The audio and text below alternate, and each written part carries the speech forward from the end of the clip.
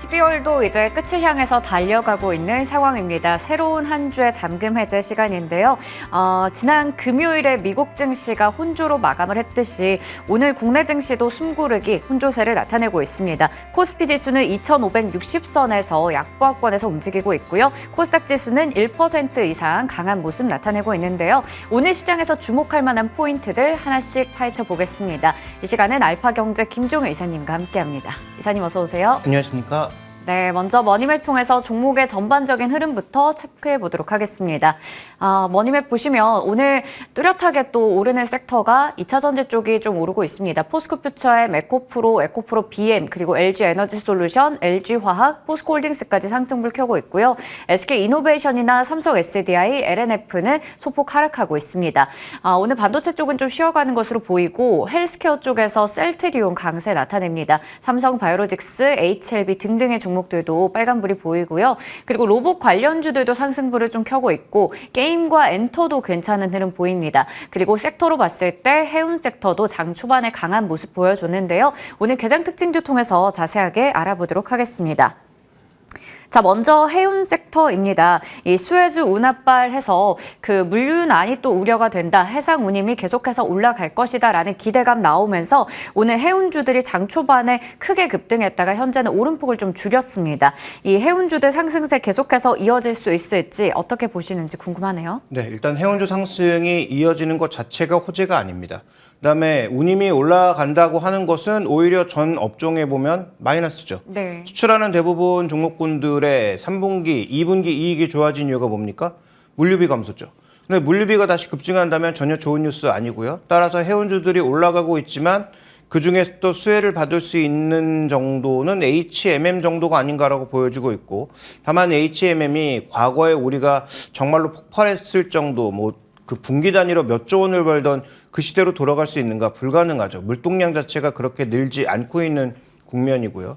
그다음에 이번 이슈가 예전처럼 이렇게 해결이 불가능한, 일시적으로 해결이 불가능한 그런 상황이 아니고 조금은 국지적인 이슈가 될 수 있는 만큼 해운주에 대한 과도한 기대를 가지는 것 자체가 별로 바람직하지 않다. 또 만약에 이것이 장기화돼서 정말 영향을 준다면 물류비 비중이 높은 대부분의 수출 종목군들에게는 모두 악영향을 준다라는 측면에서 해운주에 대한 관심을 가질 필요도 별로 없고, 이게 오히려 장기화될 경우에는 해운주 올라가는 걸 신경 쓸 게 아니라 비용이 올라가면서 전체 이익이 감소할 것을 고려해야 되는 상황이기 때문에 그 어떤 방향에 있어서도 별로 좋은 뉴스는 아니다. 이렇게 봐야 될 것 같습니다. 따라서 빨리 해결되는 것이 좋고 해운주에 대한 투자는 그렇게 매력적이지 않다. 이렇게 정리해 보겠습니다. 네, 이게 해운주에게 있어서 장 초반에 굉장히 또 호재로 여겨지면서 주가가 올라가기도 했었지만 전체적으로 우리가 봐야 하는 것은 여러 가지 수출 관련된 섹터에 영향을 줄 수 있는 물류비의 증가입니다. 물류비가 올라간다면 또 이들의 발목을 잡을 수 있는 이슈이기 때문에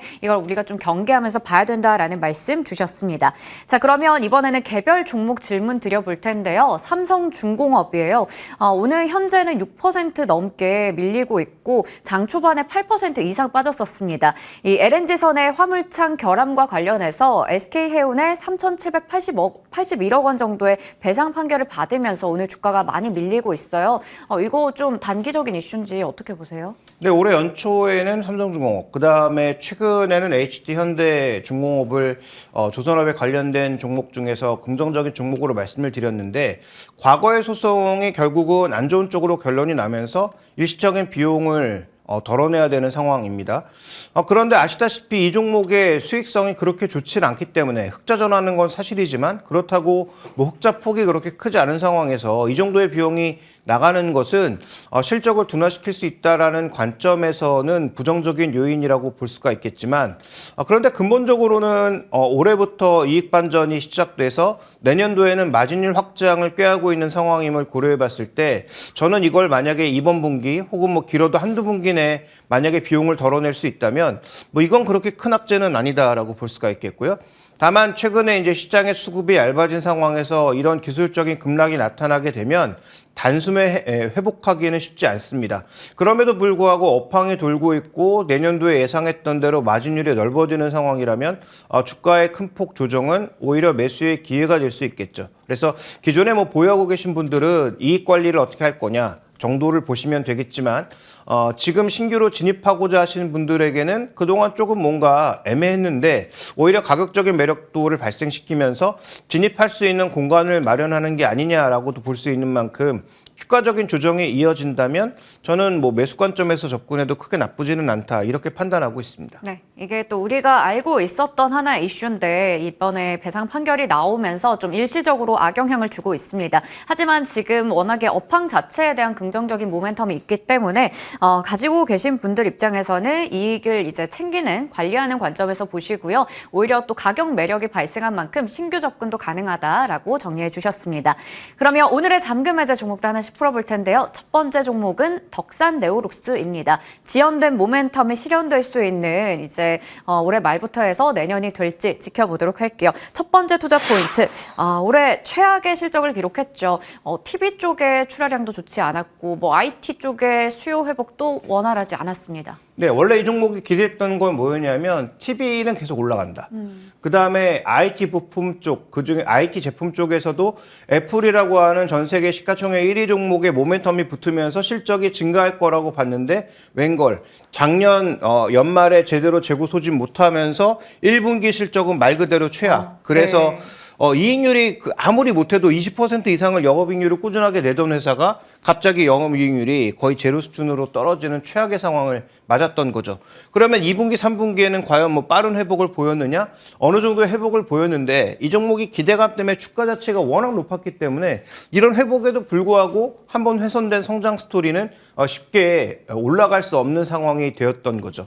그다음에 기대했던 대로 아이폰이나 아이패드 쪽에서의 OLED 확장 양상이 생각보다 뒤늦게 나타남으로써 지난 주말 뉴스가 나왔죠. 그래서 아이폰 뭐 차세대 제품에 이제 뭐 체결된다 이런 얘기 나왔는데 그런 기대감을 작년에 선반영해서 당겨놨던 만큼 이익이 회복되더라도 이익률이 회복되더라도 그와 관련된 주가의 반등은 생각보다 제한적이었던 그런 상황이 전개되었다고 볼 수가 있습니다. 그래서 최악의 실적은 벗어났고 모멘텀도 나오고 있지만 과연 상처받은 이 주가와 밸류에이션이 과거만큼 탄력적으로 회복할 수 있느냐에 대해서는 조금은 물음표가 달리고 있는 상황이다. 이렇게 봐야 될 것 같습니다. 네.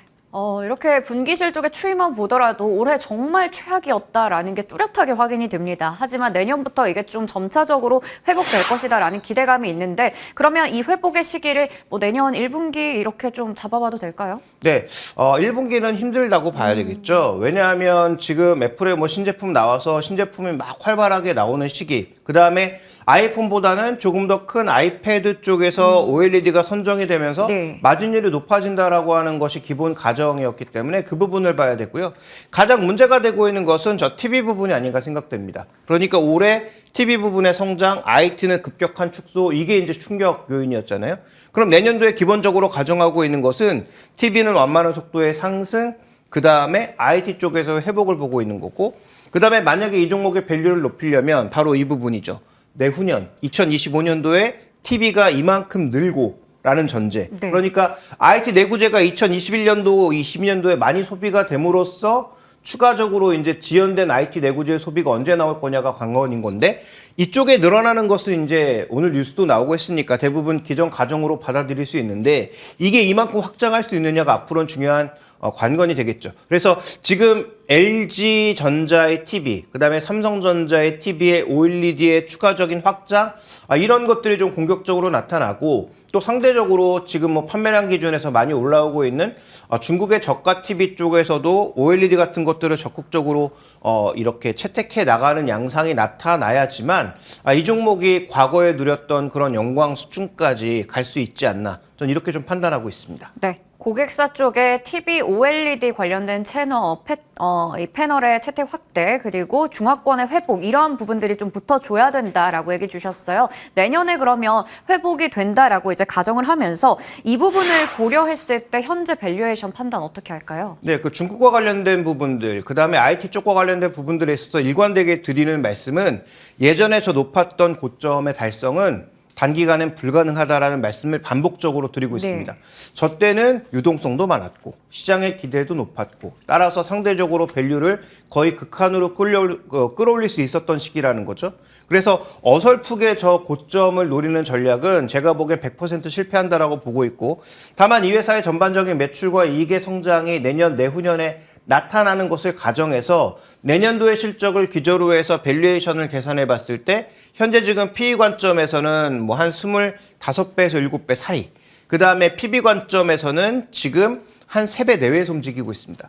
지금도 싸지 않죠. 내년도의 실적을 반영했을 때 싸지 않은 국면에서 움직이고 있다는 것을 주목해 봐야 됩니다. 그러니까 그런 관점에서 저는 이 평균치 정도로 최대한 낮춰보면 지금 현재 가격대보다는 약간 높은 27배 정도, 그 다음에 PE 관점에서도 3배 내외 정도를 볼 수 있는 상황이어서 이것을 목표 주가로 계산해 봤을 때는 한 5만 1,000원 정도 내외의 주가가 계산된다라는 거죠. 그래서 현재 이 종목에 대해서 계산하고 있는 EPS가 뭐 회사마다 약간의 차이는 있지만 한 1,700원 내외이기 때문에 그 정도를 기준으로 27배를 계산해 보면 아마도 한 뭐 5만 1,000원 정도 혹은 5만 원 초반 정도의 어떤 가격에서 대부분 우리가 한번 결론 지어 볼 수 있기 때문에 그 평균 정도를 회복한다라는 관점에서의 접근이 필요하다. 그러면 지금부터의 상대적인 상승 여력은 크지 않지만 최근에 IT 부품이나 소재가 전반적으로 회복되고 있다라는 관점에서 또 삼성과 LG OLED가 모두 투자를 늘리고 있다라는 관점에서 소재 종목에 대한 관심은 가져갈 필요가 있다라고 보고 있습니다. 네, 내년에 이 업황의 개선을 좀 기대해 보면서 지금부터 점차적으로 관심을 가져볼 필요가 있다 말씀 주셨어요. 상승에 어느 정도 제한이 있을 수는 있지만 목표 주가는 5만 1,000원으로 일단 설정해 주셨습니다. 다음 종목으로 넘어가 볼게요. 바로 GS입니다. 최근 또 11월부터 해서 정제 마진이 반등하고 있습니다. 여기서 이제 수혜를 볼 수 있을 것인지 첫 번째 투자 포인트 열어보도록 할게요. 바로 정제 마진의 개선입니다. 꾸준히 그래도 유가 하락에도 불구하고 회복세를 나타내고 있어요, 이쪽이. 네, 정제 마진의 개선이 그 유가 때문에 나타나고 있는 것은 아니라고 보여지고 있고요. 자, 준비된 그림을 확인해 보면 정제 마진, 지금 점 찍혀 있는 저 두꺼운 선이 2023년의 정제 마진입니다. 분명히 이제 하락하다가 올라가고 있죠. 그래서 여름에 이제 고점 찍고 쭉 내려왔는데 최근에 개선되고 있는 것은 이쪽의 그림에 답이 나와 있습니다. 이게 잘못 나와 있는데 HDPE가 아니라 NCC의 마진이 아주 빠르게 회복되고 있는 겁니다. 그래서 석유화학 제품은 아직 마진의 회복이 전혀 없고요. 밴드의 하단에 붙어 있고 지금 NCC 쪽에서 나프타 쪽에서 납사 쪽에서의 마진이 급격하게 개선되고 있는 게 핵심 포인트라는 거죠. 그럼 납사는 왜 개선되고 있는가? 납사가 어디에서 쓰이는 제품입니까? 바로 석유화학 제품들의 원료가 되고 있는 게 납사라는 거죠. 그러니까 이 얘기는 무슨 얘기다? 반추해서 되짚으면 지금 NCC 업체들 쪽에서 납사를 유가 하락 때문에 끌어가고 있다. 그래서 석유 가격은 떨어지는데 납사 가격이 올라가니까 전체 정제 마진이 오히려 개선되고 있는 그런 모습이 나타나고 있다. 이렇게 볼 수가 있는 거죠.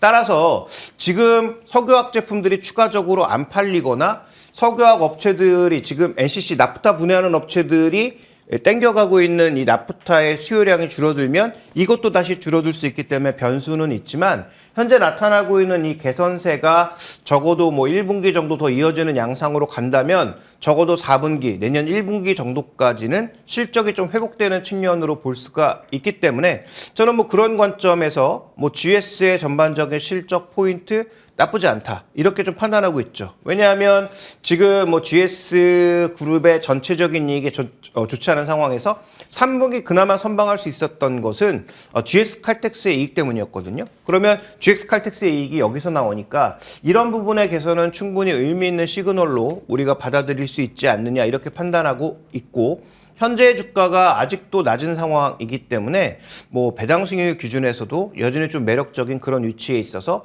뭐 기관이나 연기금 쪽에서는 만기 배당을 노린 어느 정도의 매수도 수급적으로는 생각해 볼 수 있는 구간이다. 이렇게 보고 있습니다. 네, 그렇다면 실적에 대한 이야기를 좀 해보도록 하겠습니다. 배당에 대한 매력도 있고 실적에 대한 기대감도 있고요. 내년 어떻게 전망 나오고 있나요? 자, 내년도 핵심 포인트는 수요가 늘어나지 않는다는 것을 전제로 했을 때 그러면 공급도 줄여야 되거든요. 네. 그러면 올해 공급 증가의 핵심 포인트는 누구냐? 인도와 중국이죠. 네. 왜 인도와 중국이냐? 인도와 중국이 전 세계 유가와 달리 러시아에서 워낙 싼 원유를 가져가면서 여기서는 만들어서 팔기만 하면 이익이 났던 거죠.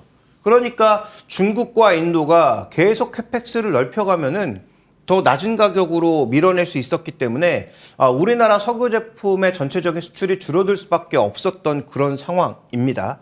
그런데 중요한 것은 중국이 지금 정제 설비에 대한 증설의 규모를 제한해 놓고 있거든요. 근데 이게 작년치란 말이죠. 네. 작년 기준으로 6% 차이 났습니다. 올해 추가적으로 증가했죠. 이게 한 뭐 3% 내외 정도로 추정하고 있는데 그러면 증설에 대한 규모의 제한폭은 내년도에는 더 줄어든다라는 거죠. 왜냐하면 저 증설 제한 규모를 바꾸지 않는 한 추가적인 증설 자체가 제한될 수밖에 없다라는 것을 의미하고 있고요. 그러면 일단 중국 쪽에서의 증설 물량은 제한되고 인도 마찬가지. 인도는 지금 뭐 땅도 없고 공장을 새로 짓기 위한 절차 자체가 워낙 복잡한 이해관계가 얽혀 있어서 중국 쪽의 석유화학이나 정유 쪽의 추가적인 설비 증설도 쉽지는 않습니다. 그러니까 내년도에 우리가 수요가 늘어나지 않는다는 것을 가정해서 유가도 지금 하향하고 있고 관련된 이익이 크게 늘어나지 않는다라고 봤지만 공급 쪽에서도 만약에 제한된 모습을 보여주고 그다음에 벌써 2년 넘게 끌어오고 있는 러시아 우크라이나 전쟁이 끝난다면 러시아가 인도와 중국에 싸게 유가를 줄 이유가 없는 거죠. 그러니까 그런 요인에서 봤을 때 공급도 제한될 수 있다. 내년에 수요도 제한적이지만 공급도 제한적이고 그다음에 중국과 인도가 받고 있는 러시아의 그 저가로 받고 있는 유가가 만약에 제 수준으로 다시 올라오게 될 경우에는 전체적으로 우리나라의 수출량이 늘어나거나 최소한 마진을 더 확보할 수 있는 요인들이 생기기 때문에 이런 부분에 있어서는 저는 내년은 최악은 벗어날 가능성이 높다. 이렇게 판단하고 있습니다. 네, 내년이 최악을 벗어날 수 있는 원년이 될 것이다라는 기대감 얘기 주셨습니다. 그러면 GS 지금 밸류에이션도 궁금하고요. 목표 주가까지 말씀 부탁드릴게요. 네, 지금 뭐 밸류에이션은 여전히 바닥 수준이죠. 근데 바닥 수준에 있을만 합니다. 왜냐하면 GS는 아까 말씀드렸던 대로 칼텍스만 갖고 있는 게 아니고 뭐 전력회사도 갖고 있고 네. 그다음에 뭐 리테일 쪽도 갖고 있고 네. 하다 보니까 마진율이 상대적으로 다른 회사에 비해서는 엄청나게 낮아요. 그런데 저 낮은 수준이라고 하더라도 옆으로 우리가 붙여보면은 최소한 0.3배에서 4배 정도 볼 수 있는데 이 종목의 BPS는 14만 원이거든요.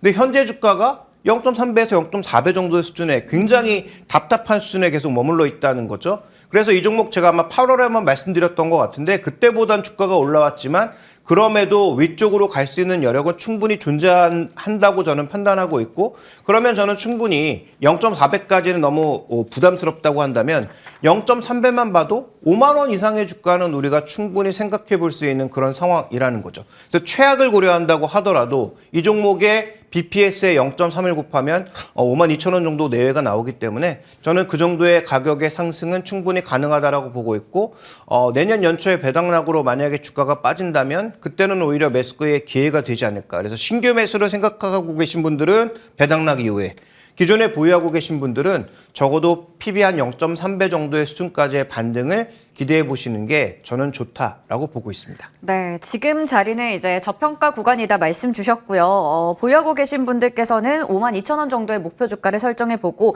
신규 매수 같은 경우에는 배당락을 기준으로 해서 보자라고 정리해 주셨습니다. 오늘 두 종목에 대해서 자세하게 풀어봤고요. 알파경제 김종일 이사님과 함께했습니다. 고맙습니다. 감사합니다.